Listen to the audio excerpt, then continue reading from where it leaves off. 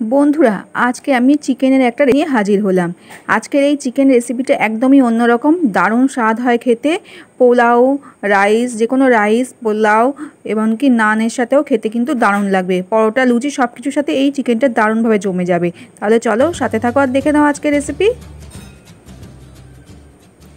নমস্কার বন্ধুরা, Piu cooking and lifestyle চ্যানেলের নতুন একটা ভিডিওতে সবাইকে জানাই অনেক অনেক স্বাগত। তো দেখো, চিকেনের এই রেসিপিটা বানানোর জন্য আমি কিছুটা পেঁয়াজ কুচিয়ে নিয়েছি। এখানে ছোট ছোট সাইজের পেঁয়াজ আছে 8 থেকে 10টা। আর দেখো রয়েছে আদা কুচো, রসুন কুচো আর পেঁয়াজ কুচো, আর রয়েছে টমেটো কুচো। তো আগে প্রথমে পেঁয়াজ কুচোটা আমি ভেজে নেব। এখানে বেরেস্তা বানিয়ে নিতে হবে। তো তার জন্য আমি দেখো কড়াইতে তেল দিয়ে দিয়েছি বেশ কিছুটা পরিমাণে। তারপর দেখো পেঁয়াজটা আমি হাত দিয়ে একটুখানি ভেঙে ভেঙে দিচ্ছি, যাতে মানে ছাড়া ছাড়া হয় পেঁয়াজটা, বেরেস্তা বানাবো সেই জন্য। তো এটা ভালো করে একটু ভেজে নিতে হবে। আজকের এই চিকেনের রেসিপিটা এইভাবে রান্না করে খেয়ে দেখো বন্ধুরা, দারুণ স্বাদ হয়, একদমই অন্যরকম একটা স্বাদের চিকেনটা। ঘরে থাকা উপকরণ দিয়েই তৈরি করব, কোনো এক্সট্রা কিছু লাগবে না। তো কিন্তু স্বাদ হবে একদমই অন্যরকম। তো দেখো বেরেস্তাটা আমার রেডি হয়ে গেছে। এবার আমি বেরেস্তা তুলে নিলাম। এবার চলো চিকেনটা ম্যারিনেট করে নিই। এখানে দেখো আমি 800 গ্রাম মতো চিকেন নিয়ে নিয়েছি। তো চিকেনটা আমি ম্যারিনেট করব। তো দেখো যে পেঁয়াজটা আমি বেরেস্তা করলাম সেই পেঁয়াজটা দিয়ে দিলাম। এবার এখানে দিয়ে দিলাম দেখো দই। এখানে আমি হাফ কাপ মতন দই দিয়ে দিলাম, বা চামচ অনুযায়ী মাপলে এখানে আমি 4 চামচ, বড় চামচের 4 চামচ দই নিয়ে নিয়েছি। আর দেখো দিয়ে দিলাম পরিমাণ মতো নুন। আর দিলাম এখানে দেখো আদা। এখানে তোমরা আদা বেটেও দিতে পারো, আমি গ্রেটারে ঘষে দিয়ে দিয়েছি। তো 2 চামচ মতো আদা। আর দিয়ে দিলাম এখানে 10-12 কোয়া মতো রসুন বেটে দিয়ে দিলাম। মানে আমি গ্রেটারে ঘষে দিয়ে দিয়েছি, তোমরা চাইলে বেটে দিতে পারো। 10-12 কোয়া রসুন এখানে দিয়ে দিয়েছি। এবারে ভালো করে দইয়ের সাথে এগুলোকে মেখে নিতে হবে। আর এখানে তোমরা পেঁয়াজ যে ভাজলাম সেই পেঁয়াজ ভাজা তেলও একটু দিয়ে দেবে। তো দেখো আমি এখানে একটু দিয়ে দিচ্ছি পেঁয়াজ ভাজার তেলটা। তো পেঁয়াজ ভাজার এই তেলটা দিয়েই ভালো করে মেখে ঢাকা দিয়ে রাখতে হবে আধা ঘন্টার মতো। এবার দেখো আমি একটা কড়াই বসিয়ে দিয়েছি। এখানে দেখো আমি কিছু গোটা মশলা ভেজে নেব। তার জন্য দেখো 2টো তেজপাতা, 4টে শুকনো লঙ্কা আর একটু গোটা গরম মশলা ভেজে নিচ্ছি। এখানে 2টো দারচিনি, 2টো এলাচ, 4টে লবঙ্গ আর একটু তোমার গোলমরিচ রয়েছে, সাদা গোলমরিচ। আর রয়েছে 1 চামচ ধনে, 1 চামচ জিরে, গোটা জিরে, 1 চামচ গোটা ধনে। এবার সব কিছু একটু ভালো করে রোস্ট করে নেব। ভালো করে একটু নেড়ে নেব। সুন্দর একটা ভাজা গন্ধ উঠলে গ্যাসের ফ্লেমটা অফ করে এটা ঠান্ডা করে নেব। তো দেখো ঢেলে রাখছি এটা ঠান্ডা হওয়ার জন্য। এইবার দেখো মিক্সির জার একটা নিয়ে নিয়েছি, আর এই গোটা মশলাগুলো ঠান্ডা হয়ে গেছে। এবার মিক্সির জারের মধ্যে নিয়ে নিলাম। আবার এর মধ্যে নিয়ে নিলাম দেখো আরও কিছুটা রসুন গ্রেট করে। এখানে গ্রেট করে দিলাম, এতে করে মশলাটা খুব সুন্দরভাবে পেস্ট হবে ওর জন্য। আর এখানে আদাও দিয়ে দিলাম বেশ কিছুটা, মানে 2 চামচ মতো আদা, আবার 2 চামচ রসুন। আর দিয়ে দিলাম বাকি যে পেঁয়াজটা ছিল আমি কুচিয়ে রেখেছিলাম দেখালাম, সেই বাকি পেঁয়াজটাও দিয়ে দিলাম। আর দিয়ে দিলাম টমেটো কুচো, সেটাও দিয়ে দিলাম। এখানে 2টো টমেটো রয়েছে মিডিয়াম সাইজের। আর দিয়ে এবারে সমস্ত কিছু একসঙ্গে ভালো করে পেস্ট করে নিলাম। তো দেখতেই পেলে আমি কি দিলাম, দিয়ে এই পেস্টটা বানিয়ে নিলাম। এইভাবে গোটা মশলা ভেজে এরমভাবে পেস্ট বানিয়ে নিলে দারুণ একটা স্বাদ আসে।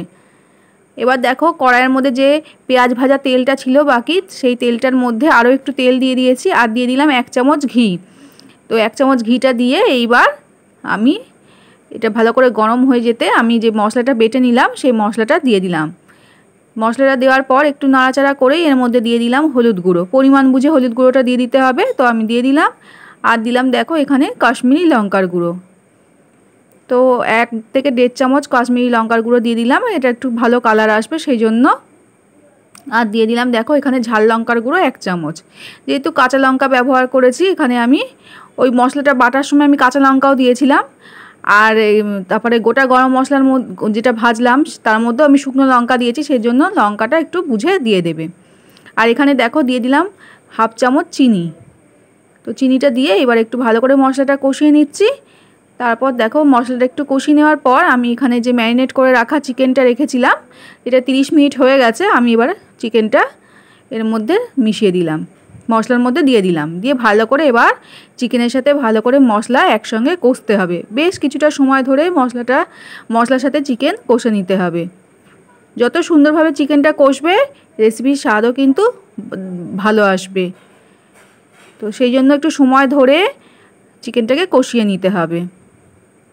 একটু ঢাকা চাপা দিয়ে দিয়ে চিকেনটা কষবে, দেখবে এতে করে চিকেন সুন্দর নরমও হয়ে যাবে আর খেতেও দারুণ হবে।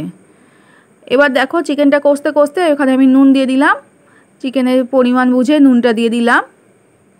ম্যারিনেট করার সময়ও নুন দিয়েছি, তো বাকি নুনটা এখানে দিয়ে দিলাম। পরিমাণ বুঝে নুনটা তোমরা অ্যাড করে দিও। আজকের রেসিপি যদি তোমাদের ভালো লাগে বন্ধুরা, তবে তো একটা লাইক অবশ্যই করো। আর চ্যানেলে যদি নতুন বন্ধু এসে দেখো আমার রেসিপি দেখছো, যদি ভালো লাগে তাহলে অবশ্যই আমার চ্যানেলটিকে সাবস্ক্রাইব করতে ভুলো না। আর পাশে থাকা বেল আইকনটা অবশ্যই দাবিয়ে দিও। আর রেসিপি ভালো লাগলে সবার সাথে শেয়ার করে দিও। একটা লাইক অবশ্যই করো বন্ধুরা। আর আজকের রেসিপি যদি তোমরা ফেসবুক থেকে দেখে থাকো তাহলে অবশ্যই আমার প্রোফাইলটিকে ফলো করে দিও। আর একটা লাইক তোমরাও করতে ভুলো না কিন্তু। এবার দেখো সুন্দরভাবে বেশ কিছুক্ষণ ধরে আমি চিকেনটাকে কষিয়ে নিলাম। চিকেনটা কষানো হয়ে গেছে, এবার এর মধ্যে আমি গরম জল অ্যাড করে দিলাম। অবশ্যই এখানে গরম জল দিতে হবে। তো দেখো গরম জলটা দিয়ে দিলাম। এই রেসিপিটা খুব বেশি ঝোল হবে না, তো সেই বুঝেই জলটা দিয়ে দিলাম। সুন্দরভাবে চিকেনটা সেদ্ধ হওয়ার ব্যাপার আছে, তো যেহেতু কষতে কষতে চিকেন সেদ্ধ হয়েও গেছে, ম্যারিনেট করাও ছিল।